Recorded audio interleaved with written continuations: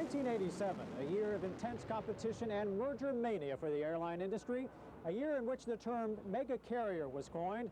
Major airlines consolidate. For many airlines, well, they threw in the towel and decided to get out of the battle altogether.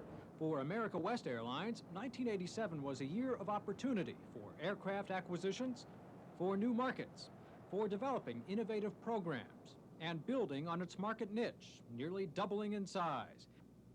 This enormous expansion resulted in a disappointing financial year for the four-year-old airline, but despite the setback, America West grew to become the 9th largest independent carrier in the country. Can the company use this year of growth as a springboard for long-term success?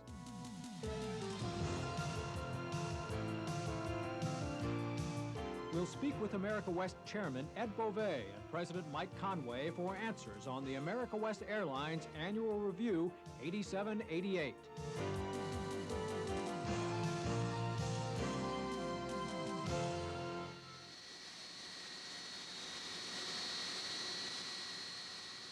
Let's go back to January 1, 1987. Where was America West Airlines? Well, here are some answers. America West had 145 daily departures out of Phoenix, 54 out of its other super hub city, Las Vegas.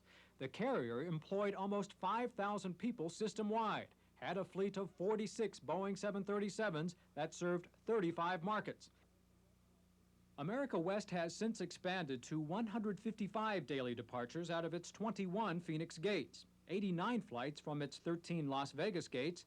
It employs over 7,000 people, and America West fleet consists of 54 Boeing 737s, 7 Boeing 757s, 3 Boeing de Havilland-8s, serving 42 markets. With this incredible expansion in the America West Super Hub came significant financial loss, $46 million to be exact.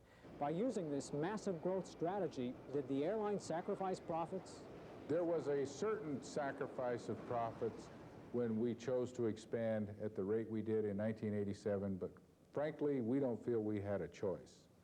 We had to expand to deal with the new breed of competitor. The massive consolidations in our industry compelled us to grow in a manner comparable to their growth.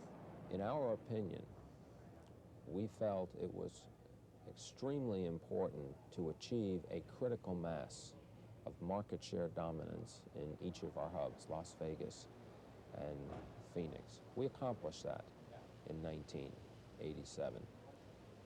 Had we not, we believe that we would have been vulnerable to the size and resources of carriers that are far larger than ourselves. In effect, could have closed us out of market opportunities in both of our hubs, which are critical to our long-term success. We did what we had to do. We obviously paid a price for that, but we believe that that price will result in dividends that will benefit the shareholders over the long term. America West chose internal growth as its path in 1987. Many airlines chose expansion through the merger course. But Beauvais feels that this merging of company, employee, and union groups is just now starting to take a toll on their products. I think America West is in a much better position than most of the carriers who chose the acquisition route. I think the product deterioration at Northwest, for example, is quite evident in terms of the traveling public and their experience with Northwest since Northwest absorbed Republic. And you can say the same for just about every other airline that has gone through massive acquisitions. We did not experience that, and therefore we are much farther ahead today in terms of our product quality and how it blends with the route system that we've built, as well as how our employees came together during that 1 year of major growth. Major expansion Conway doesn't foresee America West following in 1988. We've made the investment in our future. We will not grow in 1988 because we believe that the growth that we went through in 1987 is sufficient. It's sufficient to establish a sound financial base in which our shareholders can experience long-term sustained profits. Our expansion in the future will be limited to expansion off of that profitable base. As America West dedicates itself to the return of profitability, it also hopes to bring back the double-digit share price of its stock. Now, like most airlines, America West was affected by the Wall Street collapse. And it's a combination of that collapse and America West's defensive stance towards hostile takeovers that caused a late '87, early '88 dip in its stock price. As the stock begins to make a resurgence, Conway sees continued improvement on the horizon. As quickly as our stock went down from the 10 and 11 area, it's just as apt to go up that fast once the company demonstrates that it is it's back on the road to sustained profitability. And again, we believe that that will become more apparent as we go further into 1988 and 1989. One bright spot in the 1987 stock picture for America West was a vote of confidence in the airline's future by an Australian ally. Ansett Airlines made a 20% investment in America West common stock, a $32 million endorsement from a close friend down under. They are an airline comparable to America West with a large and successful operation in Australia. We've had 26 airplane transactions back and forth between the two companies over the past 2.5 years. We know them well, they know us well. They are incredibly successful. They are entering into a phase of deregulation in that part of the world whereby their association with us benefits them. They observe how we've handled ourselves. They take that intelligence and deploy it in their markets, and therefore they are positioned much more effectively to deal with this new phenomena there that is old hat here. When you get right down to it, Ansett made their investment in America West because they believe in the future of America West, and we're quite appreciative of that endorsement. America West also made a number of major aircraft transactions with a not-so-friendly foe. One of last year's mergers resulted in an excess aircraft condition at a newly formed mega carrier. This surplus enabled America West to move in and acquire 6 Boeing 757-200s at very favorable rates. America West took off for the East Coast, seeking to dominate the business travel markets to and from the super hub. The airline initiated routes to Chicago O'Hare, New York JFK, and Baltimore Washington International, 3 markets where nonstop service to the Southwest was nearly non-existent. America West also launched service to the Grand Canyon, Flagstaff, and Yuma with newly acquired Boeing de Havilland Dash 8 aircraft. With additions to its route map to other underserved markets, such as both Midland, Odessa, and Lubbock, Texas, Moline Quad Cities in the Midwest, and Long Beach, California, America West now had a powerful and impressive route structure, and more importantly, an aircraft fleet second to none. The America West fleet consists of the Boeing 737, both the 200 model and the 300 model, the Boeing 757, which is the most fuel-efficient airplane in the world, and the Boeing de Havilland Dash 8, which is a 37-seat airplane used for specialized service to the lower density markets close into the Phoenix and Las Vegas hubs. So the combination of that fleet gives us a lethal economic formula. They're all twin engine, they're all extremely fuel efficient, they're very quiet and acceptable in the most noise sensitive areas in the world, and they will be the most effective airplane in the foreseeable future insofar as cost characteristics. With 70 aircraft today, we have the most modern fleet of any airline in the United States. The average age of our equipment is only 6 years, compared with an industry average in the United States of approximately 12 years. By the end of 1988, our already modern fleet will be the most modern fleet of any airline in the world. Along with the most modern and fuel-efficient aircraft in the industry comes the recently completed America West Technical Support and Hangar Facility. This impressive building houses 4 hangar bays, a commissary area, as well as aircraft and engine support services shops. Financed through a favorable airport bond issue, this $44 million complex will ultimately cut costs by 40%. The company also calls the facility a vulnerability reducing development that brings all the technical services departments under one roof. Since our commencement of flight operations in 1983, we have contracted out to other airlines our major airframe maintenance. What we are now able to do is to bring all of that maintenance in-house and take full advantage of the outstanding productivity of the America West employee and not have to worry about work stoppages by the labor groups at other airlines. Our overall economic analysis shows us that this facility will be creating a bottom line benefit in 1 year, and it allows America West to provide the equivalent amount of service with fewer airplanes because it improves our utilization of our fleet and gives us a superior access to the parts and supply line that we need to keep our airplanes flying. Another outside contract service America West will eliminate is the training of its pilots. Adjacent to the facility is a state-of-the-art flight simulator building. As the airline gains expertise in its potential contracting areas, it plans to offer services to other carriers. So in effect, we will go from being a user of contract services to a provider of contract services. The technical support facility is just another mechanism America West has developed to compete to keep its costs low in this ever-changing post-deregulation era. It is an era that has seen the so-called mega carriers monopolize gate space at the nation's major airports and monopolize reservation systems. And as those battles continue, America West has yet another confrontation on its own home front with major adversary Southwest Airlines. With America West controlling over 40% of the Phoenix market, Beauvais feels this contest has some advantages. We believe that the combination of Southwest and America West at Phoenix is a major deterrent for another airline to enter this market. I don't think it's a winner or loser situation. I think this market is large enough to support two major adversaries. It now outproduces such major traffic centers as St. Louis, Minneapolis-St. Paul, Boston, Miami, Houston, places like that.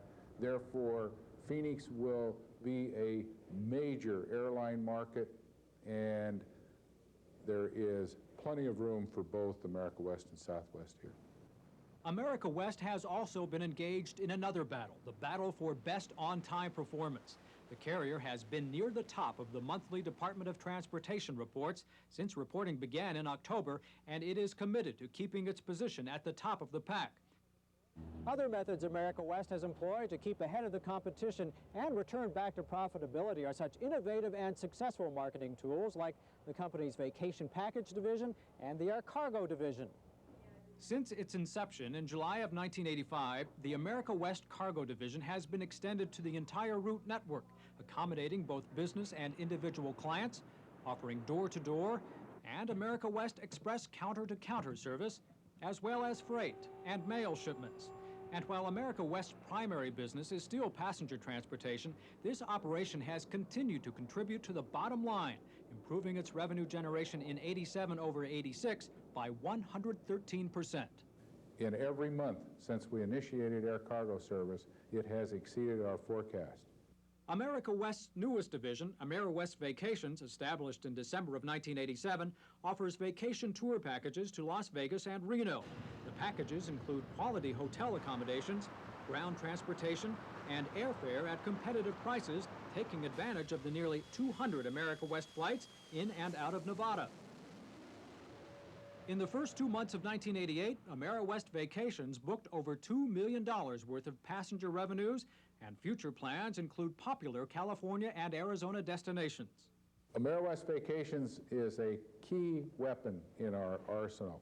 It helps us overcome the strategic advantage that the mega carriers have in their CRS system. In early 1988, America West designed Value Pack, a limited offer of 10 one-way segment trips in certain markets for $290. Value Pack proved so popular, the airline has planned additional programs tailored to specific markets, based on the same strategy to feed more passengers through its hub and spoke system. We sold approximately 30,000 value packs, and the responses we've gotten back from people who have used them is that they are clamoring for a reintroduction. America West has also put together a strong sales team working with clients and regions throughout the route system. This sales force, most of whom have worked their way up the company ranks, hold strong ties with the travel agents, corporate clients, and major freight forwarders in their geographic area. Their goal? To sell the America West marketing tools and the More Care product. More Care, one of the concepts on which Beauvais and the other entrepreneuring founders based their original philosophy. Others?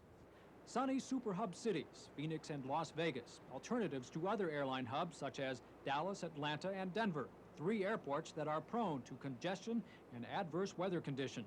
This strategy has since propelled America West to its powerful position of being the dominant air carrier in the ever-growing Sunbelt region of the nation.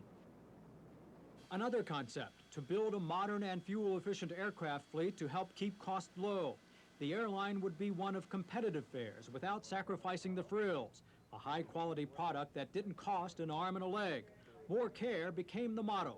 But what does More Care mean? Well, I decided to go out and see what separates the America West product from the competition. I first drove up to Fast Check, the America West drive-through check-in service where I received my ticket,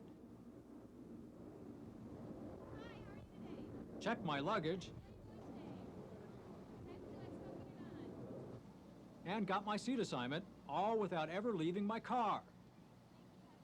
And more importantly, it allowed me to bypass the hustle and bustle of the busy ticket counter. I walked up to the gate area, looked up at a color monitor for my flight's gate information. Good afternoon. Can I help you with your gate? Looking for gate 4. Was directed to my gate by a More Care Redcoat representative. Okay, thanks a lot. You're welcome. Rode to my gate on a More Care car. I received a complimentary USA Today and Wall Street Journal. A seat with substantial legroom. Was served a complimentary beverage and a snack by an employee owner. I even found an Arizona Highways and America West in-flight magazine in the seat pocket in front of me. I became a member of Flight Fund, the America West frequent flyer program, which rewards me with Flight Fund dollars based on the miles I fly and the fares I pay. I can also accrue dollars with the partners, Marriott, Doubletree, and Compre hotels, as well as dollar rent-a-car. I am also earning dollars towards a cruise on Cunard's Queen Elizabeth II and travel benefits on British Caledonian and Singapore Airlines. And on this particular aircraft, the Boeing 757, there's an entertainment system and an unparalleled first class. Certainly, ma'am. Thank you. You're welcome. This particular trip I'm taking is a Las Vegas night flight, which America West offers during hours when its fleet would normally be idle. Night flight has been so successful since its initiation in July of 1986 that it was expanded from its original 8 cities to its current 30. If I were headed to the Scottsdale resort area, I could have boarded a Caroliner bus at Sky Harbor for a free ride. I can also make a reservation, get a seat assignment, check my bag all the way to my final destination at the Scottsdale terminal, and get a ride right back to Sky Harbor. If this isn't enough, America West also offers passenger assistance centers in Phoenix and Las Vegas for passengers with special needs. I can also join the Phoenix Club, a VIP lounge where a member can hold a meeting, use a computer, watch television, check flight information, or just be pampered by a Phoenix Club representative who can do everything from serve you a complimentary drink to provide you with a seat assignment or future reservations. So they've got a great product and low yet competitive pricing. But another philosophy implemented from the very beginning is the icing on the cake. That concept, employee ownership. During these troubled times in the airline industry, with its almost constant labor strife, the employee ownership attitude differentiates America West from other internally torn apart airlines. Again, that word innovative pops up. Rarely in American business today do you see an airline that puts this kind of time and effort into its employee workforce. These programs include a stock purchase plan, a cash profit sharing plan, and an annual award of incentive stock options. You have a formula for success that cannot lose. You have a formula for success that will translate directly into the economic benefit of the employee shareholders.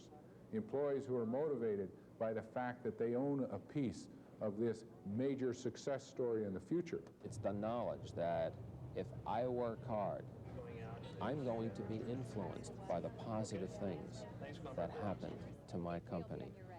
And the better my company does, the better I'll do as a result. We think that that's an unbeatable combination. Other programs America West has instituted for its employees include a company physician, a confidential employee assistance program offered to all employees for no fee, and a progressive child care program that has received national attention. One of the benefits to all of the programs that America West has is that it sends a clear message to the employees that they are working for a company that truly cares about their well-being. One reason you don't see management-employee problems at America West is because you do see a lot of employee management communication. Pilots have a flight advisory board, technicians have a technical advisory board, and customer service reps have a CSR panel. These groups meet regularly with all levels of management to discuss needs and suggestions. It is vital that these particular organizations work. We are anxious to hear from these organizations as they speak on behalf of the employees. They tell us where the stress is, where the needs for change are. We are interested in that.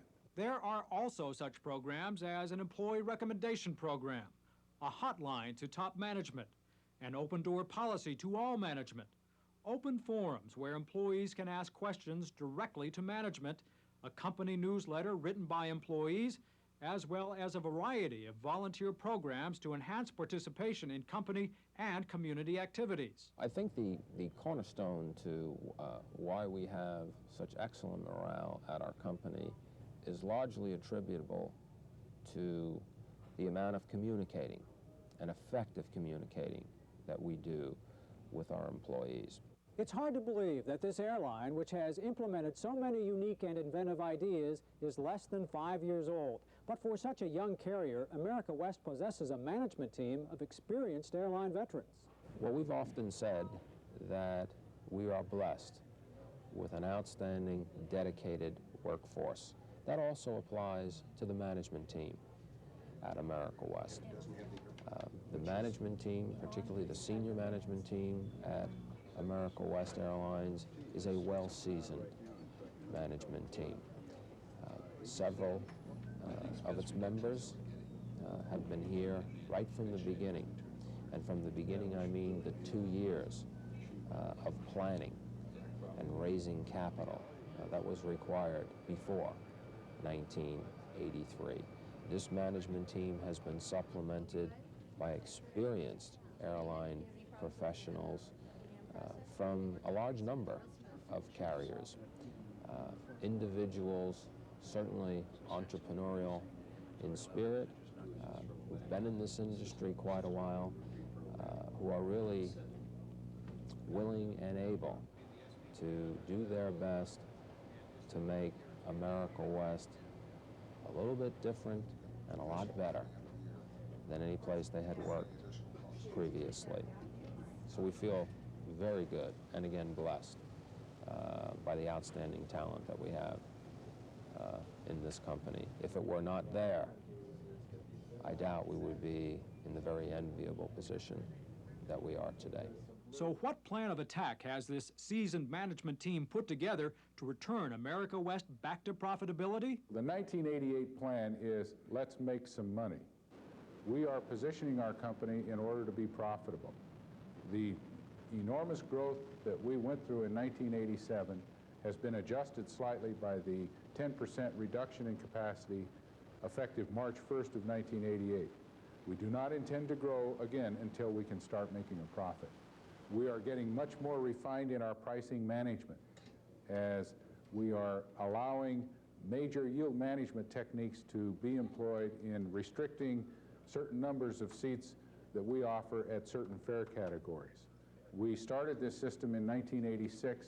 We brought it along, but now we're escalating the sophistication of the system to a point where our revenue management programs that will be effective in 1988 will play a key role in allowing America West to sell low fares, but also experience a higher than normal passenger yield per revenue passenger mile.